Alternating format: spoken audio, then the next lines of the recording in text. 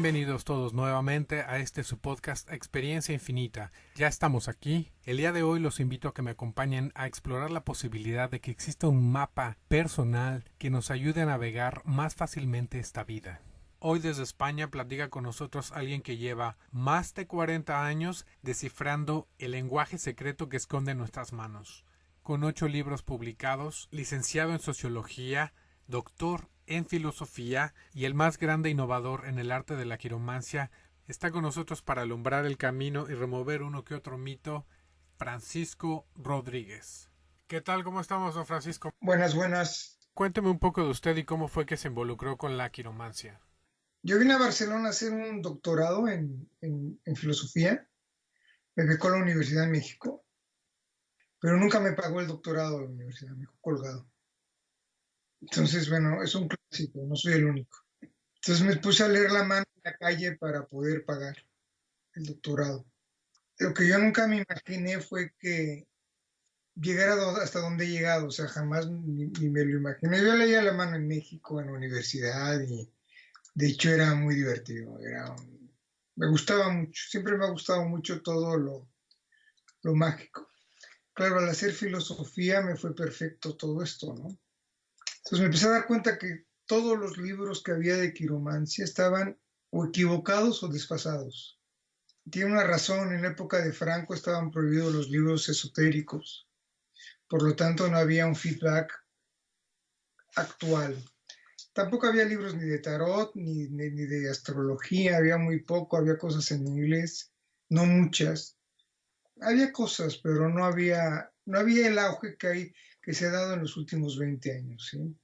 Obviamente, lectores de tarot, creo que hay que ahora más lectores de tarot que clientes, ¿sí? De hecho, en Barcelona les digo a mucha gente, ¿eres profesora de yoga o lees el tarot? Sí, es como que hemos entrado en una dinámica de una búsqueda interna bastante interesante, pero al mismo tiempo muy fácil, ¿sí? Hay muchos errores ahí que provienen desde la Golden Dawn hasta el momento. La gente no sabe leer, o sea, hay muy pocos libros de verdad válidos. Y yo creo que, al menos en España, yo te diría que la gente entra en una dinámica yo le llamo del buenismo, ya mucha gente le llamo que hacen turismo espiritual, ¿no? Gente que lee un libro y se pone a leer el tarot en su casa o sea, entras en una dinámica muy enferma y que está haciendo mucho daño. La astrología obviamente es un poco más compleja, pero sigue siendo totalmente imagen, ¿sí? O sea, tú ves un mago y por muy tonto que seas o por poco que sepas, y lo relacionas y sabes 22 conceptos, puedes hacer una lectura. La astrología es un poco más compleja porque, bueno, tenemos los 10 planetas, tenemos los signos, tenemos los nodos, tenemos las oposiciones, las conjunciones, etcétera, etcétera, pero sigue siendo muy determinista, ¿sí? Hay astrólogos que no lo son. No me estoy refiriendo ahora a astrólogos en concreto, sino más bien a cómo la mayoría de astrólogos ejercen en este momento la astrología, ¿no? Y a mí me gusta cuando me hacen este tipo de entrevistas decir dos cosas, básicamente. Primero es, el futuro no existe. Es una invención para los que no les gusta trabajar. Yo creo que el libro que más daño le ha hecho a la humanidad en el siglo XXI es El Secreto. Es un libro terrorífico, es un daño horrible porque la gente cree que con programarse y decidir van a llegar las cosas, se olvidan del trabajo. Si no trabajas no hay nada, o sea, no. Tengo 8 libros escritos, yo diría que he leído a más de 40,000 manos, ¿sí? Cuando me preguntan cierto tipo de cosas, yo digo siempre lo mismo, ¿no? O sea, no es que yo sea mejor que otros lectores de manos, sino que yo soy más curioso que todos los demás. Y me he permitido investigar, ¿sí? O sea, ¿por qué Marte positivo, llanura de Marte y Marte negativo? Eso están todos los libros de quiromancia antigua. Si fuera así, tendría que ser Venus negativo, Venus positivo y llanura de Venus, en lugar de Luna, Neptuno y Venus. O Júpiter positivo, Júpiter negativo y llanura de Júpiter, y no Júpiter, Apolo, Saturno y Mercurio, ¿sí? Yo siempre digo una cosa, la mano es lógica, no es obvia. sea, el tener una línea larga de la vida no implica que vas a vivir muchos años. Puedo poner el ejemplo, alguien que sea fácil de conseguir. El ejemplo de Compay Segundo murió a los 97 años, su línea se le paraba a los 30 años, justo cuando llegó Castro al poder, cuando se carga de golpe la trova cubana para darle paso a la nueva trova. Y vuelve a vivir hasta que llega Ray Cooder y les permite renacer en la trova cubana. Tienes el caso de Alejandro Jodorowsky. Alejandro Jodorowsky se le para la línea de la vida a los 50 años. Es una razón muy concreta que por respeto no la digo, pero a partir de ahí él deja de vivir una parte importante de su vida. O gente que tiene la vida de la línea muy larga y se muere a los 30 años, ¿no? ¿De qué nos habla la línea de la vida? Nos habla de la intensidad. Yo lo único que he hecho es poner al día la lectura de Manos, contemporizarla, tomar ejemplos clásicos de la sociología y de la filosofía. Utilizo mucho el concepto de Wright Mills, de su libro La imaginación sociológica, lo que él llama, se fue el nombre, lo que él llama la especificidad histórica. Tomo cosas de la filosofía, mucho Hegel, que es el concepto de símbolo y signo, que la mayoría de esotéricos tú les preguntas, dime la diferencia entre símbolo y signo y no te la saben decir. O sea, cosas tan elementales como estas, ¿sí? Y ya no te comento cuando te metes en arquetipos y cuando te metes en cuestiones mucho más profundas. Yo lo que descubrí, soy horrible que diga yo, pero yo lo que me di cuenta desde que empecé a leer la mano, que la lectura predictiva no sirve para nada. O sea, el que te diga que tuviste un aborto, pues no cambia, no te sirve para nada. El que te diga que vas a conocer a un hombre alto, rico y guapo y que te vas a casar y que te va a hacer muy feliz, tampoco te sirve para nada. Una te hace regodearte en el dolor y la otra te hace perderte en enjambres de futuro que son inexistentes. ¿Sí? Existe el aquí y el ahora, esto es muy gestalt, y si no vives el aquí y el ahora no tienes ni un proyecto de futuro ni puedes aprovechar lo que viste en el pasado. Entonces, lo que me di cuenta básicamente es que los grandes problemas tuyo, mío, de todas las personas, provienen de su árbol genealógico y de sus vidas pasadas. Cuesta más trabajo lo de las vidas pasadas por una cuestión religiosa, por una cuestión de fe, pero finalmente te das cuenta que marca mucho las vidas pasadas en la gente.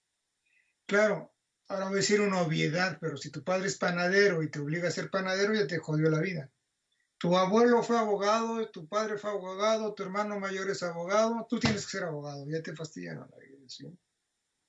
O te ponen el nombre del hermanito que se murió, o te ponen el nombre de la novia que tuvo tu papá en la niñez y la recuerda tanto. O sea, hay una cantidad de elementos que van conformando tus posibilidades de vida que estás muy coartado, estás muy maniatado.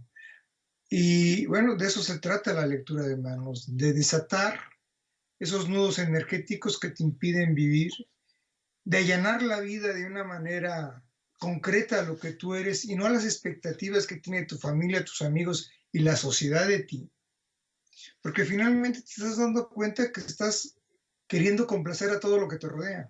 ¿Cuánta gente te dice, no, yo quería ser? Y entonces vienen los pretextos, ¿no? Las mentiras sagradas de la Gestalt, ¿no? O sea, mi papá no me quería, no teníamos dinero. Y cuando uno encuentra, hay un dicho mexicano que me encanta, desde que se inventaron los pretextos se acabaron los tontos. Entonces, si te vas a pasar la vida echándole la culpa a lo que no te permitió ser en lugar de ocuparte en ser, pues es muy complicado. ¿Y cómo fue que aprendió a leer la mano? No lo sé, la verdad que no lo sé. Me enseñó mi abuela, me enseñó un amigo de mi padre que aún vive, que vive en Ciudad de México, que lo quiero mucho. Tiene ya 92 años, Juan Manuel Guillén, un gran pintor. Pero como que era un lenguaje que se me daba bien, ¿sí? Yo vi una mano y entiendo. De hecho, a mis alumnos se los digo, es muy importante que te fijes en lo primero que te llame la atención. Si es un monte, si es una línea, si es la forma, si son los dedos. Entonces, yo te repito, lo único que he hecho yo es contemporizar la lectura de la mano.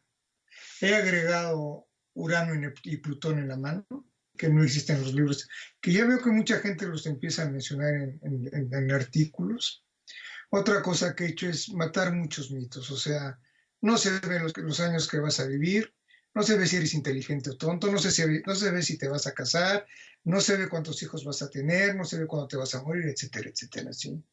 Lo que pasa es que hemos estado inmersos muchos años en un mundo determinista.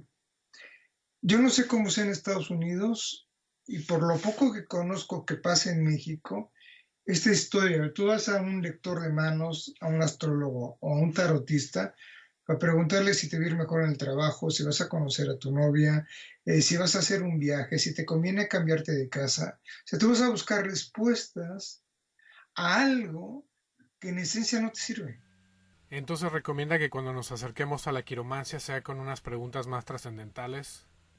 Yo no diría trascendentales, porque en el fondo encontrar pareja es trascendental. Lo que pasa es que, por ejemplo, la gente te pregunta, ¿me va a llamar mi novio?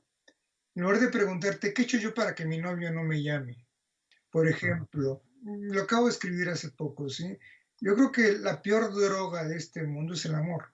Cedes el 50, el 60, el 70% de toda tu energía a otra persona sin conocerla.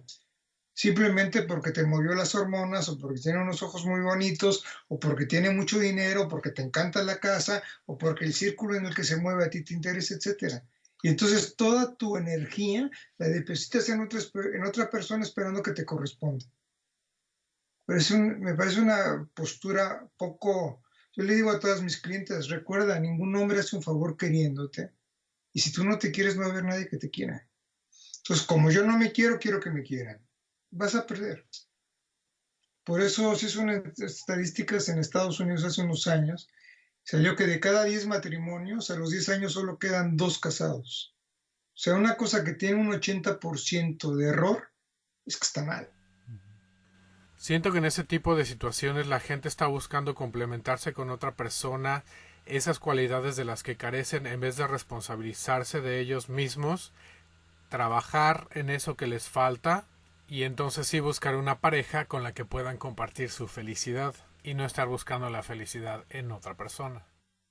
Yo hago una pregunta yo a las chicas y chicos que nos estén escuchando. Les pregunto, ¿qué buscas en una pareja?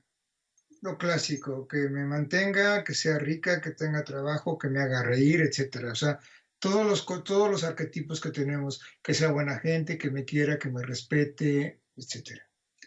Y entonces tú le preguntas a la persona, ¿tú qué estás dispuesta a dar? Generalmente la respuesta es lo mismo. Y esa es la pregunta que hago yo. ¿Y si esa persona no quiere lo mismo que tú le das? O sea, no hay plan B. O sea, las cosas tienen que ser como yo quiero que sean, ¿sí?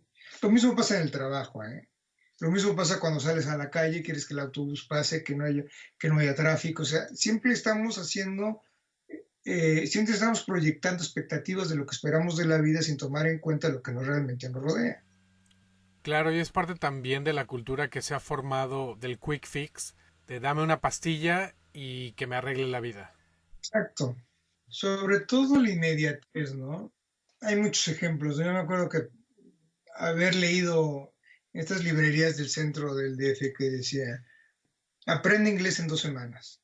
¿Te lo crees? De verdad. O sea, aprenda coach en un curso de 2 meses. 20 cosas de estas, ¿no? Entonces, claro, obviamente esta persona cuando lo busca como un método de vida, pues acaba afectando mucho su realidad. Sobre todo viene primero la degradación, luego viene la frustración y finalmente acabas con la depresión. Pero mucha gente tiene mucha jeta y es capaz de aguantar años y mantenerse ahí. Pero creo que fue Combres el que dijo, el Renacimiento se acabó cuando todo el mundo quiso ser Leonardo y Miguel Ángel. ¿Tú crees verdaderamente que todos los que estudian tarot van a ser Leonardo o Miguel Ángel? Lo mismo te diría en astrología. Lo que pasa es que hay un buenismo ahora y hay una necesidad, y aquí entramos en el ego.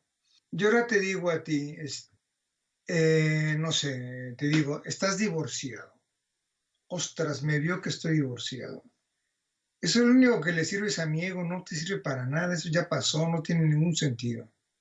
Hay mucha gente dentro del mundo esotérico que de lo que está es falto de ego, en estas reafirmaciones en el plan, y luego ya no te hablo lo que yo llamo los ladrones de almas, ¿sí? que son capaces de decir que se va a morir tu padre o un hijo tuyo con tal de sobresalir. Además son cosas que son muy difíciles de comprobar, ¿sí? Este rollo de los registros acásicos que ahora está muy de moda. Yo he conocido varios, en uno era príncipe, en otro era rey, en otro... Pero todo el mundo, o sea, todo el mundo ha sido princesa, todo el mundo ha sido rey. No he conocido a nadie que diga, fuiste ladrón y te asesinaron y nunca he escuchado una lectura que se ajuste a la realidad. Te lo digo porque, bueno, la realidad es todo. Te lo digo porque yo hice el curso de regresión a vidas pasadas cuando me di cuenta que todos los problemas venían de tu árbol genealógico y de las vidas pasadas. Yo me formé como terapeuta en vidas pasadas con José Luis Kabouli, que es un crack para mí, junto con Bison, los dos mejores médicos regresionistas que hay a nivel mundial. Yo habré hecho como paciente 40, 50 regresiones y como terapeuta habré hecho unas 30 o 40 en la formación. Nunca salió nadie que fuera ni príncipe, ni todo el mundo era gente normal que había tenido una vida.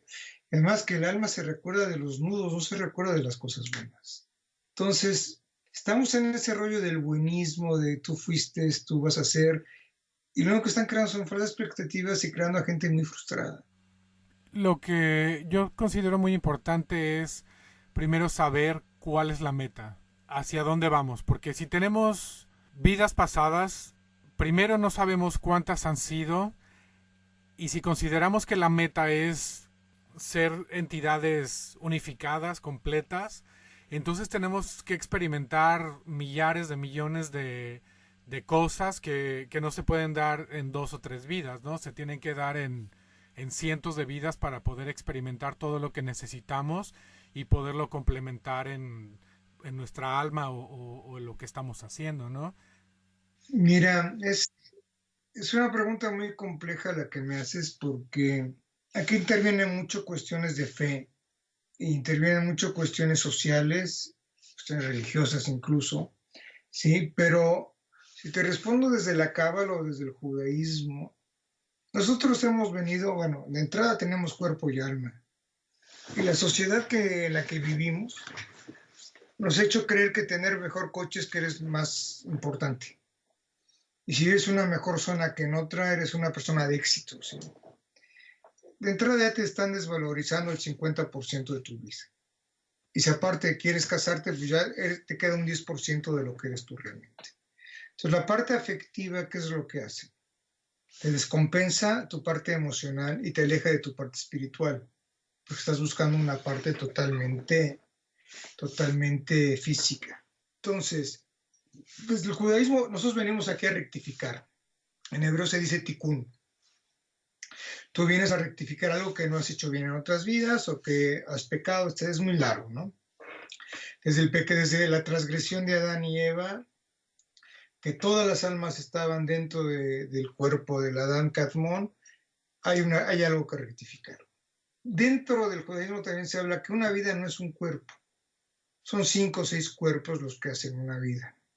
Entonces tú vienes con una tarea hasta que no terminas, no pasas, o sea, si no pasas matemáticas 1, no pasas matemáticas 2. Entonces, ¿dónde está realmente tu proceso?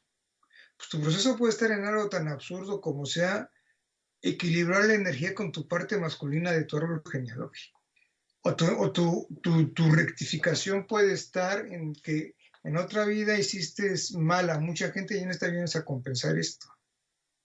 Sí, o sea, es esa búsqueda del equilibrio del karma y el dharma, de lo que doy, lo que recibo, lo que he tenido, lo que voy a dar, lo que espero y lo que estoy queriendo dar con respecto a lo que ha sido no esta vida, sino en todas mis vidas. Pero es tan importante. Mi tercer libro, que tengo varios ejemplos de estos gentes que están rectificando cosas de otras vidas, que realmente no es que lo hayan hecho mal, les tocó una vida que no supieron entrar en esa dinámica que les permitía entrar en la rectificación, ¿sí? Muchas veces es muy complicado darte cuenta de en qué momento de tu vida estás, etcétera, etcétera, ¿sí? Entonces, si tú me preguntas cuál es el objetivo de la vida, cada quien tiene en 2 palabras: crecer espiritualmente, básicamente. Hay muchos métodos, hay muchísimos métodos. Yo como judío te digo que para mí es la rectificación a través del Tikkun, lo que se llama Tikkun Olam, etcétera, etcétera. Que hay muchos mundos dentro de este mundo, que hay muchos niveles, que es una búsqueda constante, también te lo diría. Ahora, hay gente que dentro del budismo puede llegar a lo mismo, hay gente que puede llegar, según su idiosincrasia, su vida y su religión, puede llegar. Ahora, por favor, no confundir religión con lo que es ecuménico, con lo que es la liturgia, son cosas muy distintas. Sí, no es lo mismo ir a misa que leer a Santa Teresa de Jesús. Entonces, en este tipo de desarrollo existencial, la gente se pierde más en las imágenes que en la cosa de fondo, de verdad, lo que realmente pesa. Entonces, ¿tú qué ves en la mano? Pues veo eso, ¿a qué has venido? ¿Por dónde vas? ¿Qué has hecho mal? ¿En qué momento te equivocaste? Un ejemplo que me pasó hace poco con una chica que quería ser músico. Su padre le dijo que con eso no se iba a ganar la vida y ahora es agrónoma. Está totalmente frustrada, llevaba 2 intentos de suicidio, tenía unos problemas muy graves. O gente que te llega, soy abogado porque mi papá me obligó a ser abogado. Y yo quería ser futbolista. No digo nombres porque son clientes, pero son cosas reales. ¿Sí? O quería ser bailarina y mi papá no me dejó ser bailarina porque era una profesión de fulana. Sí, o quería dedicarme a viajar y como tenía que ir a la escuela, o sea, hay cantidad de ejemplos que te puedo ver, gente que ha arruinado su vida, muy poca gente. Yo cuando pongo el ejemplo de Gauguin, que era un banquero con una familia, con hijos, que le iba súper bien en París y deja todo y se va a las islas a pintar, pues ahora lo vemos todos bien, qué bien, que lo que pintó. Tú tienes un trabajo, tienes una familia, dices, dejó todo y se fue a las islas a pintar, dicen, ese es un desocupado, es un desgraciado, una mala persona. O sea, finalmente buscar tu felicidad individual conlleva que seas un desgraciado y una mala persona. Entonces la mayoría de la gente vive atrapada en una hipoteca, en una familia. A la gente le recomendaría que leyera Un día en la vida de Van Illich, de Dostoyevsky, se van a reír mucho. Sí, pero se van a dar cuenta de las trampas que han caído por no querer hacer, por no atreverse a hacer su vida así. La quiromancia entonces se recomendaría hacer, así como lo estoy viendo, muy temprano en la vida, ¿no? Para no caer en esos errores. Ostras, sería maravilloso, sería maravilloso. Lo malo es que la sociedad ha castigado mucho a este tipo de prácticas, demonizándolas, y lo que hacen es quitarnos esas herramientas, ¿no? Para llevar una mejor vida, y después se desresponsabilizan ellos porque no tuvimos una guía, ¿no? Que nos pudo haber llevado a una vida más plena. Mira, yo creo que la peor jugada que nos hacen en la vida, la peor, es que te obliguen a escoger una carrera a los 16, 17 años. El cerebro está formado, ni sabes bien lo que quieres, entras a la universidad, eres un inmaduro, de repente te obligan a entrar a una universidad donde te tratan ya como mayor, que no lo eres, ¿sí? Y tienes que elegir. Entonces, de primeras te dicen, en España se escoge entre ciencias y letras, ¿sí? Yo cuando fui a la universidad, cuando fui a la prepa en México era, no me acuerdo ahora, pero era lo mismo, ¿sí? En la Edad Media era más bonito, era trivium o quadrivium, artes del tiempo, artes del espacio, que este concepto se ha perdido lamentablemente. Entonces, lo primero que te hacen es obligarte a escoger una carrera con 16 años. Obviamente ya vas con un hándicap muy fuerte, muy, muy fuerte. Si eso le añadimos que tienes que cumplir las expectativas de tu papá, de tu mamá, de tus abuelos, de los amigos de tus papás, de tus amigos, etcétera, pues estás totalmente preso. ¿Sí? Entonces, ¿qué es lo que hace la mayoría de adolescentes? Pues refugiarse en las drogas, en el alcohol. Poca gente se refugia en la literatura. Poca gente se refugia en querer crecer, en investigar lo que realmente quieres ser. Entonces, claro, llegas a los 25 años con una cantidad de déficits terribles, una cantidad de fragmentos que recomponerte es muy complicado. Entonces, cuando a mí viene gente joven a leerse la mano, lo que más me interesa es qué debe de hacer. O sea, no decir vas a ser arquitecto, jamás. Tú tienes tus capacidades son la creatividad, tal y tal. O tu capacidad principal radica en la organización, tal. O sea, Dependiendo de tu mano, yo veo las cualidades que tienes y qué es más o menos lo que te conviene estudiar. Algo muy interesante que vi es que la quiromancia nos enseña cuáles son nuestros puntos fuertes, pero también nos enseña cuáles son nuestras debilidades. Ujú, exacto. La pregunta aquí sería, ¿ejerzo sobre mis puntos fuertes o me enfoco a fortalecer mis debilidades o cómo puedo encontrar un balance entre esas dos? Esta pregunta es muy complicada porque lamentablemente estudiamos algo para vivir de esto. O sea, quien estudia periodismo no piensa en escribir una novela, piensa en que va a vivir porque le van a pagar por escribir. Claro, ya ahí se empiezan a complicar las cosas, ¿no? Entonces, si yo soy bueno para las matemáticas, fíjate qué campo tan grande se me abre. Economista, físico, etcétera. Yo soy bueno para hablar en público, ¿sí? Tengo muy desarrollado mi mercurio en la mano, soy muy bueno para comunicar. Un buen cocinero es un buen comunicador. Obviamente un cineasta, un periodista, un locutor es un buen comunicador. Pero un buen artesano es un buen comunicador.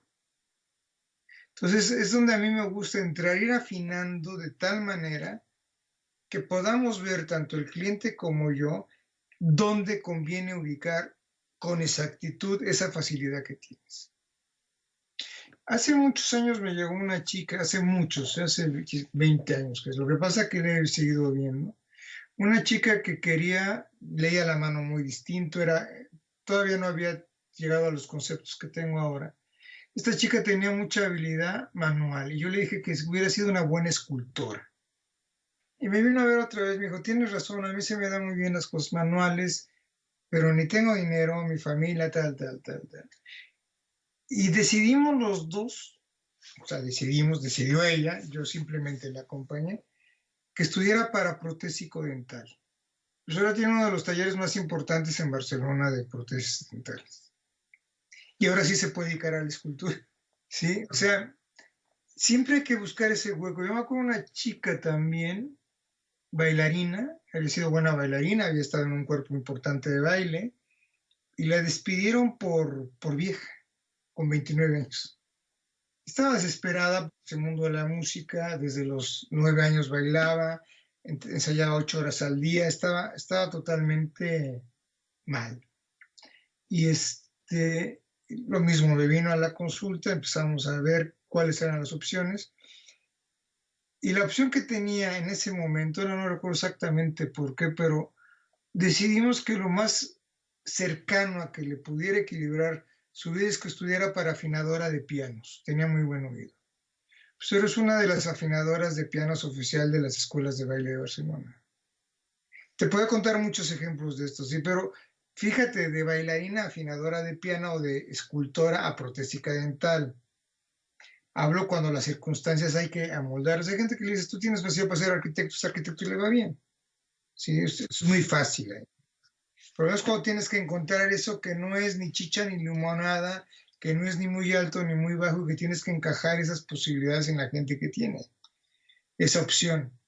Y ahí es donde realmente yo le encuentro un sentido a la lectura de la mano hiperterapéutico que realmente te puede lograr a llevar un equilibrio y sobre todo que te hace sentirte bien contigo. Y bueno, en el ejemplo de esta chica, cuando la gente encuentra un corte en la línea, por ejemplo, de la vida, porque a ella se le acabó esa vida que llevaba. Mira, esto es también muy importante de mencionar. La mano te marca por cómo tú eres, ¿sí?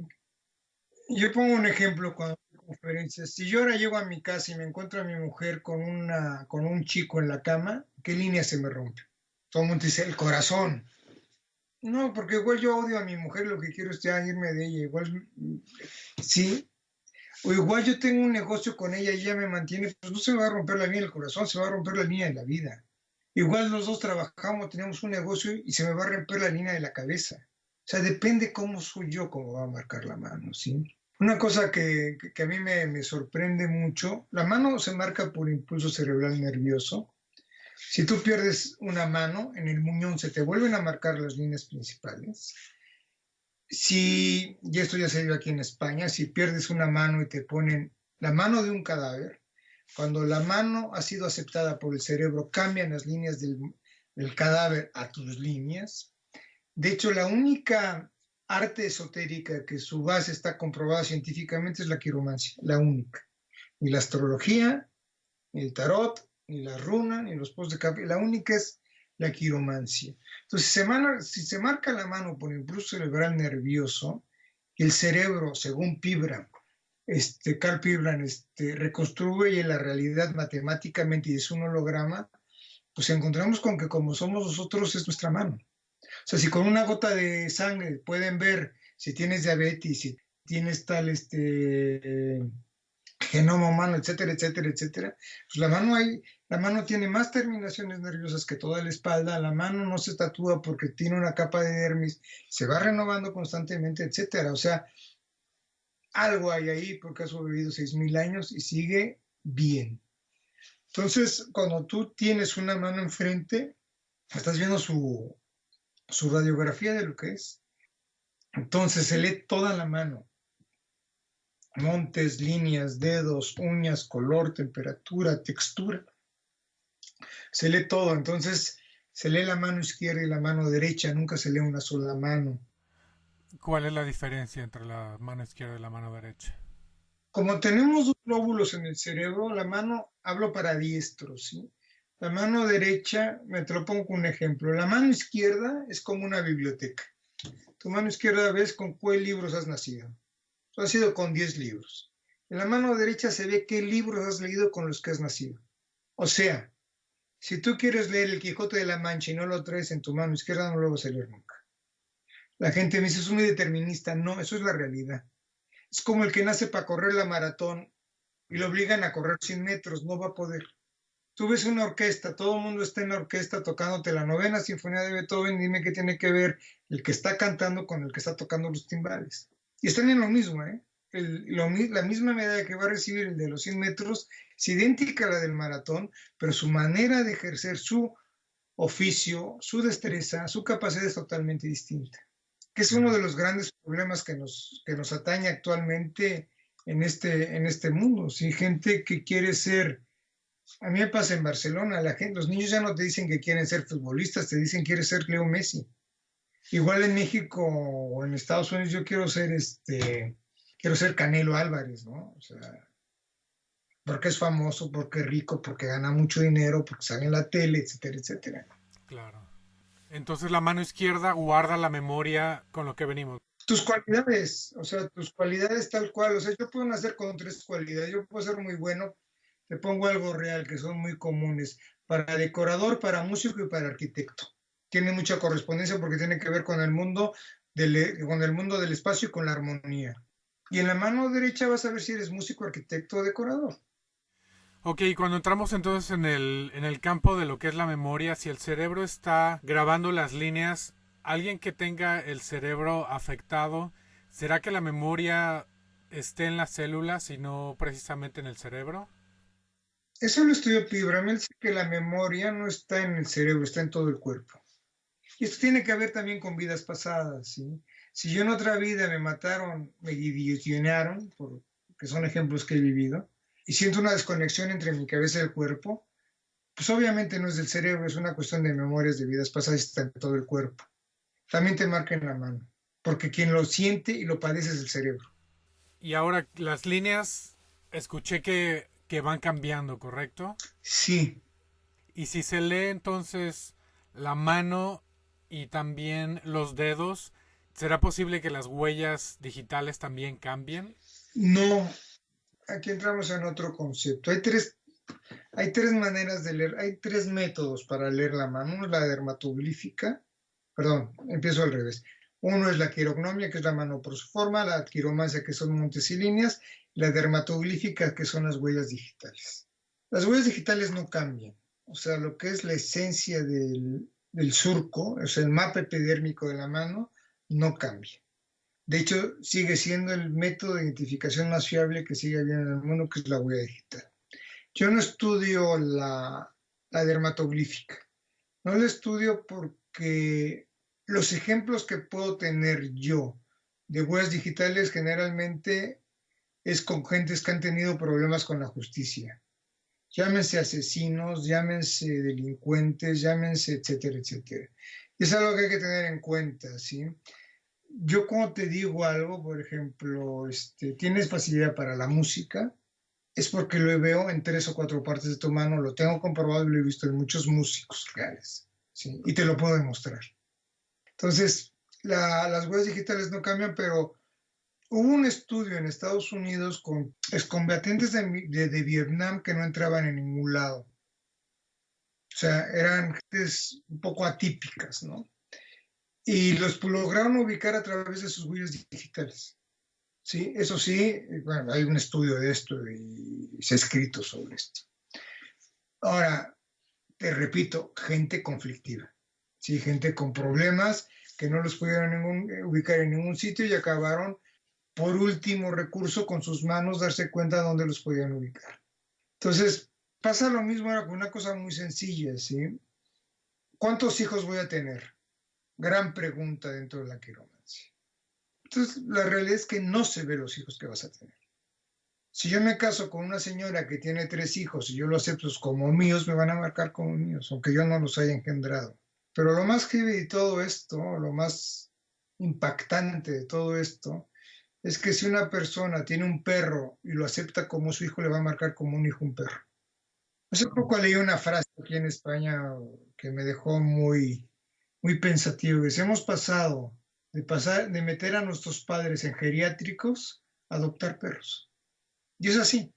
Entonces, claro, cuando te dicen, mi línea del amor es muy mala, no tiene nada que ver con lo que tú consideras amor, lo que tú consideras racional, lo que tú consideras tu vida. Por eso una lectura de Manos no es decir, vivirás muchos años, vas a llegar mucho y vas a conocer a tal, o vas a hacer un negocio, vas a ser muy rico y vas a vivir hasta los 60 años. No, eso no es leer la mano.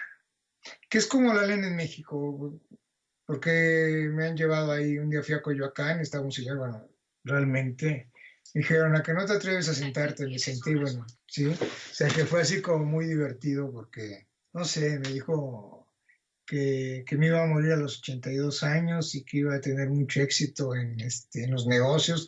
Es un desastre para los negocios. O sea, ese tipo de cosas que son comprar oídos, ¿sí? Que sales con una sonrisa en la boca y te quitan 20 pesos o 30 pesos. O sea, es más o menos lo que gira por ahí, pero gente que de más nivel siguen siendo lo mismo. Mira, estoy ahora, lo comentaba hoy con un amigo, estoy a 8,000 visualizaciones de un video mío para llegar al 1,000,000 de visualizaciones. Se llama Verdadera Interpretación de la Línea de la Vida. Y se lo estaba comentando a un amigo que estaba con ganas de hacer vídeos, porque la mayoría de vídeos que ves en YouTube dicen mentiras. ¿Dónde se ve la línea de la felicidad? No existe la línea de la felicidad, por favor. ¿Qué quiere decir la M en tu mano? La M no quiere decir absolutamente nada. Ve cuántos años vas a vivir. No existe eso. O sea, si te das cuenta, hay una serie de gente que por ego, volvemos a lo mismo, necesita una aprobación externa diciendo mentiras, utilizando a la gente con las debilidades. A todo el mundo le gustaría saber si va a casar, si va rico, si va a tener trabajo. Y bueno, cuando se dedican a hacer eso, entonces parte de lo que nos pasaría a nosotros es que nos sugestionamos y puede ser que nosotros inconscientemente vayamos hacia donde ellos nos dirigieron, ¿correcto? Sí y no. Sí, porque si te dicen que vas a ser Paul McCartney, pues no tienes el talento de Paul McCartney, aunque te lo digan. No saldrás de tocar en el metro, ¿sí? O te dicen que vas a ser un gran escritor y no vas a escribir nunca 100 años de soledad. Y te dicen que vas a tener 3 hijos y te casas con una chica que es estéril, ¿sí? O sea, ese tipo de cosas son como muy, muy lamentables, la verdad. Y la gente sigue ahí, o sea, la gente sigue pagando por, bueno, no sabes la cantidad de gente que me ha llamado para que le recupere un amor que le dejaron.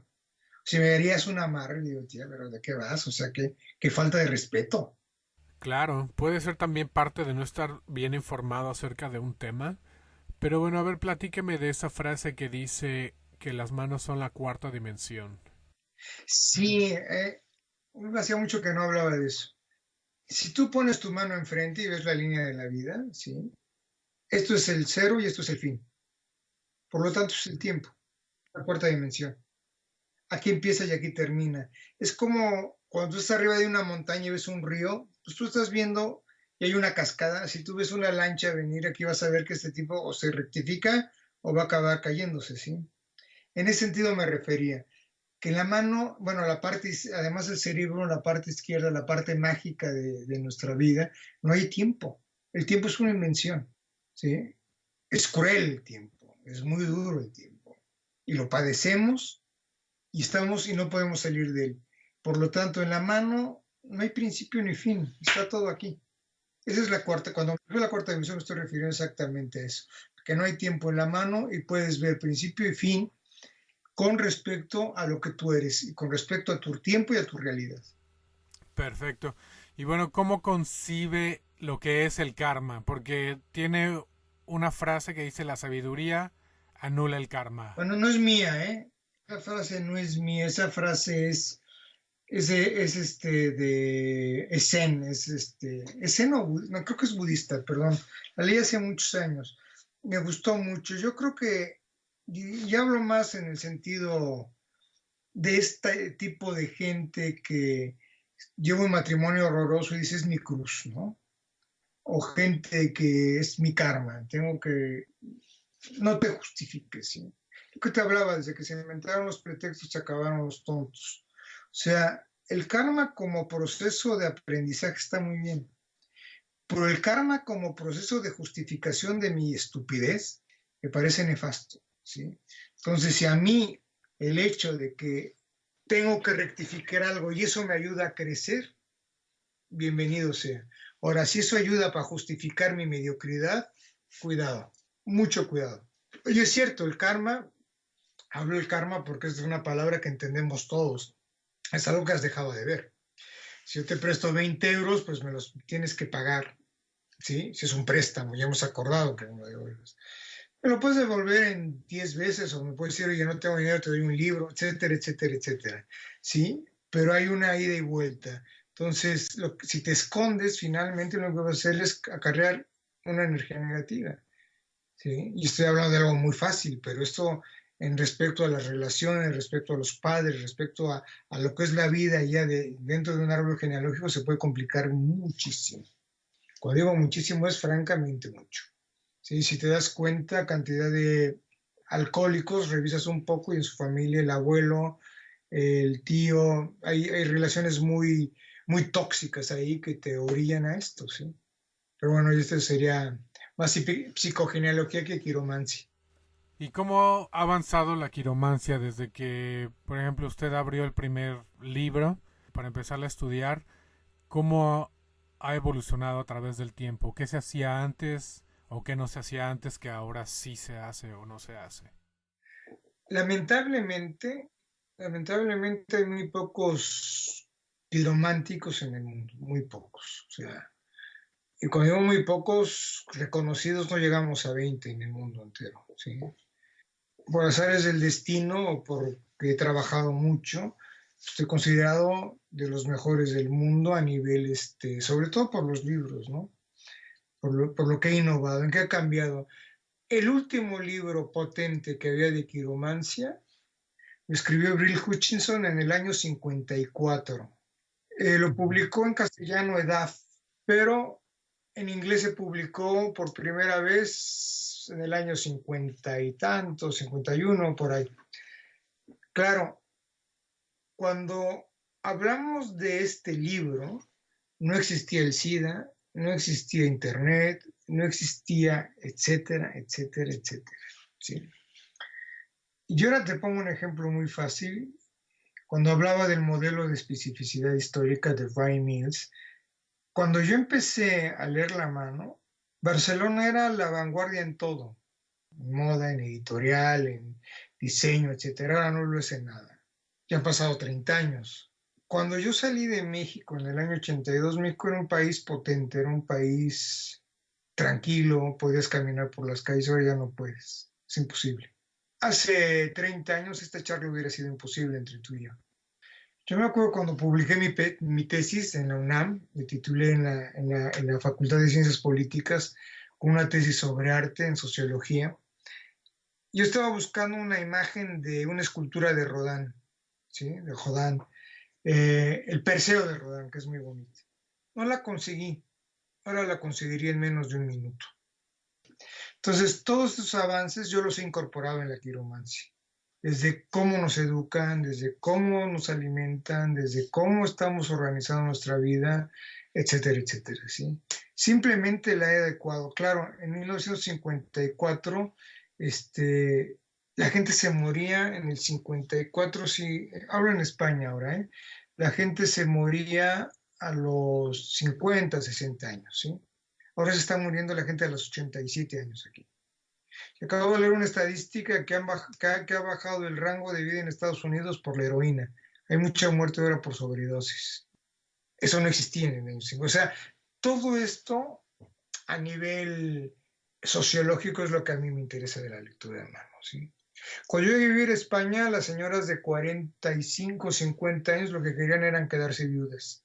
Las de 30, cuando llegaron a los 50, 60, lo que querían eran divorciarse.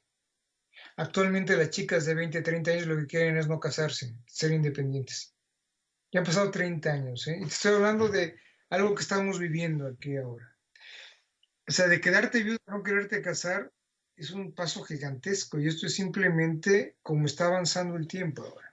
Entonces, la gente que lee el tarot también me da risa, siguen hablando de en un hombre, en una fiesta, conocerás a un hombre mayor que te va a ofrecer un trabajo. Siguen diciendo esto. O sea, siguen poniendo la mano como hace 50 años. Y si ha habido todos estos cambios en ideología, se debe de demostrar, pues bueno, en todos esos mapas, ¿no? Que son las manos. ¿Ha notado algún cambio en el tipo de líneas o tipo de manos cuando empezó a leer las manos a las manos de las nuevas generaciones? Es complicada esa pregunta porque te tendría que enseñar ejemplos. Pero básicamente los niños, cuando empecé a leer la mano profesionalmente, perdón, las manos de los bebés estaban muy mal hechas. Eran unas manos malas. Los niños están haciendo ahora con manos muy buenas, muy bien marcadas, sin islas, sin rompimientos, unas manos buenas. Antes una persona le costaba mucho trabajo salirse de su casa familiar. Ahora se sale más fácil. Antes era muy difícil que alguien se fuera a vivir al extranjero. Ahora es muy fácil. Todo ese tipo de cambios que se han dado a nivel social los puedes ver fácilmente en las manos. Ahora tú vas a un aeropuerto y está lleno. Cuando mi padre viajó en el 43 o 1943 o 44 de México a Madrid le llevó 3 meses llegar, que fue del DF a Nueva York, esperó el barco fue de Nueva York a Lisboa, en Lisboa tuvo que estar una temporada y luego hasta Madrid, 3 meses. Y si te digo que mañana podemos cenar juntos, lo podemos hacer. Podemos quedar en Londres mañana tranquilamente a las 3 de la tarde, hora de Londres, los dos tranquilamente. Algo que hace 20, 30 años era casi impensable. O sea, en todo esto ha cambiado, entonces la gente, por eso ha cambiado el concepto del amor, ha cambiado el concepto de trabajo, ha cambiado el concepto de estudio, ha cambiado el concepto de familia, ha cambiado muchos conceptos. Cuando yo leo la mano, lo que intento es ver todas tus cualidades, toda tu potencialidad dentro de un contexto para que puedas sacar el mayor jugo posible a tu vida. Básicamente es eso. Lo que pasa es que te repito, es muy complejo, tú lo has visto en mis vídeos, lo has visto en mis libros, no es tan sencillo. Hablarlo es más claro, llevo 40 años, es algo que manejo bien, es algo que he dado una infinidad de conferencias, de cursos, entonces lo tengo muy estudiado, pero sobre todo muy comprobado. ¿Y sabemos a qué edad se forman las líneas de las manos? Las manos se marcan a los 4 meses ya dentro del feto. Tengo fotos, ¿eh? Tengo fotos de feto, bueno, tengo fotos, es una foto de National Geographic de un feto con 4 meses que se le ven perfectamente bien marcadas sus líneas. ¿Y qué edad tenía la persona más joven a la que le ha leído las manos? La persona más joven a la que he leído las manos, recién nacidos, muchos recién nacidos. ¿Y le ha dado seguimiento para ver Sí, cómo hombre, evoluciona? tengo fotos de mis hijos, ¿no? Tengo fotos de mis hijos, cada 5 años les hago fotos y las voy comparando y las estudiamos. Mi hija leía muy bien la mano, pero se dedicó más a otras cosas. Por eso comento mucho a los amigos astrólogos, les digo. Y lo acabo de hablar hace 2 semanas esto. Tengo una clienta que su marido es son gemelos y el hermano se suicidó y la carta astral es idéntica. Además por un problema familiar, ¿eh? No, es muy interesante esto. La madre los obligó a heredar un negocio familiar, uno no aguantó el peso y se suicidó. Eran gemelos. Claro, cuando te dedicas a esto te llegan ejemplos divertidos. Vamos a ver las secciones de la mano. ¿Cuáles son los montes? ¿Cuáles son las líneas? Más o menos en qué sección, porque he visto que divide la mano de una forma muy fácil. Le he dividido en cuatro, básicamente, y yo lo que he hecho es incorporar 10 montes, que serían el monte de Venus, desde la línea de la vida hasta el anillo familiar, y luego tendríamos el monte de Júpiter, índice, Saturno medio, Apolo anular, Mercurio meñique, abajo Urano, el monte que está correspondiente al de Venus enfrente sería la Luna, en medio Neptuno y en medio Plutón. Estos serían los montes de la mano. Luego las líneas las he dividido en tres. Línea de la vida, que es la que delimita el monte de Venus. La línea de la cabeza, que es la que nace por lo general de la misma línea de la vida, y arriba la línea del corazón. Y luego tendríamos tres líneas de destino que serían Saturno, porque termina en el dedo de Saturno, Apolo, porque termina en el dedo de Apolo, y Mercurio, porque termina en el dedo de Mercurio. Luego tendríamos una serie de líneas secundarias, que eso hablamos, pues son muy complicadas de ver así, y la mayoría me las voy a cargar, ¿eh? Porque ya no corresponden a la realidad de la lectura de manos actual. O sea, por ejemplo, la línea de los hijos, la línea de los viajes, la línea del anillo familiar, el anillo de Salomón. La mayoría de estas líneas ya no tienen nada que ver con lo que es la verdadera lectura de manos. Veo que manejan las áreas de la mano relacionada con los planetas, pero también en la Kabbalah lo relacionan con las constelaciones. ¿Por qué esa diferencia? Más bien, en Cábala no son las constelaciones, en Cábala lo que se maneja son más bien las sefirots, ¿sí? Se manejan más el árbol de la vida. Hay una cosa que digo siempre en Occidente, no hablo ahora de Cábala. Occidente, primero son los montes en la mano y no en la astrología. El hombre aprendió primero a verse las manos que ver el cielo. Es mucho más fácil verte la mano que calcular lo que el sol tarda en dar la vuelta a la Tierra al sol. ¿Sí? O sea, es lógico, es de una lógica aplastante lo que estoy diciendo. Lo que pasa que dentro de la Torá sí identifican el cielo con las manos, concretamente en el Zohar, en el libro del Esplendor. De hecho, en Abraham, en el libro de Breshit, en el libro de Génesis, cuando Abraham se da cuenta que Sara, bueno, que es Abraham sin H, y Sara no es Sara, es Saraí, y se acerca y dice, tú vas a tener más descendientes que estrellas ves en el cielo. Y dice, ¿vas a creer más en tu astrología o en mi astrología? ¿Vas a creer más en tus astros que en los míos? Entonces le dice, hay una lectura que dice, no es una de las interpretaciones, no es la lectura textual, que dice, sal de tus calcos astrológicos. Sí, luego ya viene todo. Entonces a partir de ahí le dice, a partir de ahora tú te llamarás Abraham con H y Saraí se llamará Sara. Entonces en ese momento, bueno, una cuestión gemátrica que Saraí, la Yud, que suma 10, la geometría de Yud es 10, la H es 5, al quitar la Yud de Saraí y dividirla en dos Hs, equilibra los nombres de Sara y Abraham. Y a partir de ella ya puede concebir un hijo. Es precioso. ¿Y tiene algo que ver la quiromancia con la numerología? ¿Está relacionada de alguna manera?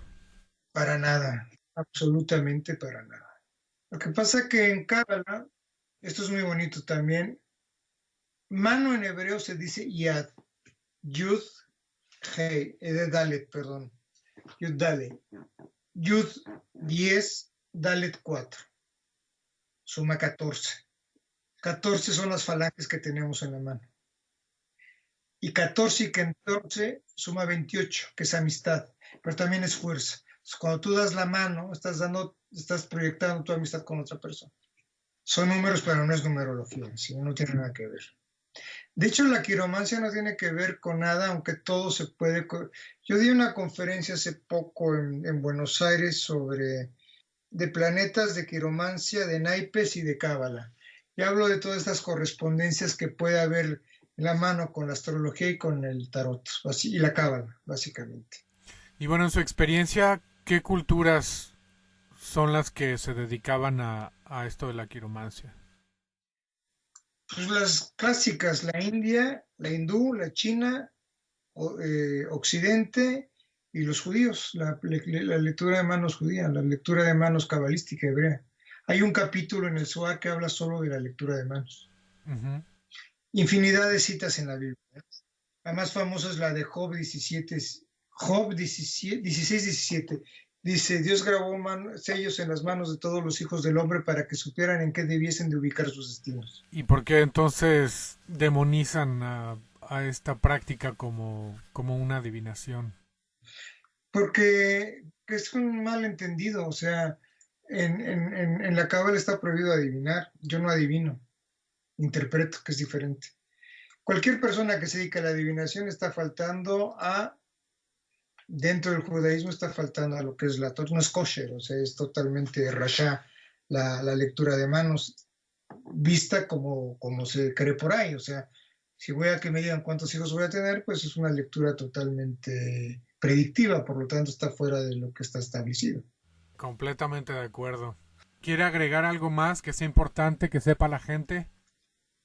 Te comentaría que lo más importante es que cuando la gente quiera ir a leerse la mano al tarot, investigue bien con quién vaya, porque le pueden hacer mucho daño. Le puede hacer, y cuando digo mucho daño, no es broma, ¿eh? Hacer daño de verdad. Tengo muchos ejemplos de gente que le han arruinado cosas de su vida a través de una mala lectura de manos. Que investigue bien antes de hacer una consulta con alguien, ¿sí? Cuando un arquitecto hace una casa y se le cae, la gente dice, qué malo es este arquitecto. Cuando vas a leerte la mano y te toman el pelo, dicen, la lectura de manos es una tomadura de pelo. O sea que entre unas cosas se califica a la disciplina, en otra se califica al autor. Lamentablemente los que nos dedicamos al mundo de las artes esotéricas o de las artes intuitivas, nos juzgan a nosotros, no, nos juzgan a la actividad. Entonces, lamentablemente hay más farsantes y más oportunistas que gente que haga bien su trabajo, ¿sí? Por unos pagan todos, ¿no? Sí, es algo que siempre me gusta avisar. ¿Por qué tengo que resolver problemas graves de gente que le han dicho cosas lamentables? Pues muchas gracias por esa recomendación, don Francisco. Gracias por haber compartido con nosotros. Ojalá lo podamos tener aquí en un futuro. Le deseo mucho éxito y muchas gracias. Gracias a ti, que te vaya muy bien. Pues ahí lo tienen. Mucho más allá de la quiromancia fuimos el día de hoy. Los datos de Francisco Rodríguez los pueden encontrar en la descripción del episodio y a nosotros nos pueden encontrar en plataformas como Spotify, Stitcher, Evox, Apple Podcast, Castbox, Himalaya, TuneIn Radio y iHeartRadio. Y a todos los que deseen apoyar este proyecto, lo pueden hacer a través de nuestro enlace de Patreon. Visiten la página de Francisco, vean todos sus videos, háganle saber que lo escucharon aquí con nosotros en Experiencia Infinita y por favor les pido compartan esta información con gente que le pueda interesar. Manden todas sus preguntas y comentarios a experienciainfinita@gmail.com para que la próxima vez que tengamos a Francisco pueda resolver todas nuestras dudas. Muchas gracias nuevamente por haber estado con nosotros y les recuerdo que atención, intención y acción son la fórmula para la creación.